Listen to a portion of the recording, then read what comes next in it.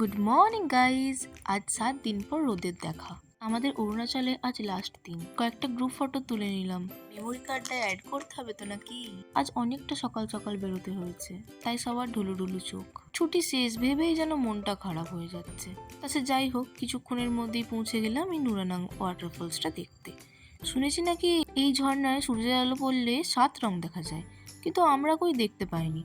এখানে শাহরুখ খান আর মাধুরী দীক্ষিতের অভিনীত ওই কয়লা সিনেমা তার তানহাই তানহাই গানটা শুটিং হয়েছিল। যেহেতু আজকে আমরা একটু বেশি সকাল বেরিয়েছি, তাই জায়গাটা মোটামুটি ফাঁকাই ছিল।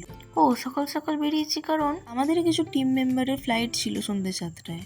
আজকের জার্নিটা বেশ কষ্টের, অনেকটা দূর আজকে আমাদের জার্নি, তার উপরে তীব্র রোদ। পাহাড়েও যে এত গরম, বাপরে। এই গরমে ঠান্ডা জলটায় হাত দেওয়াতে বেশ ভালোই লাগছিল।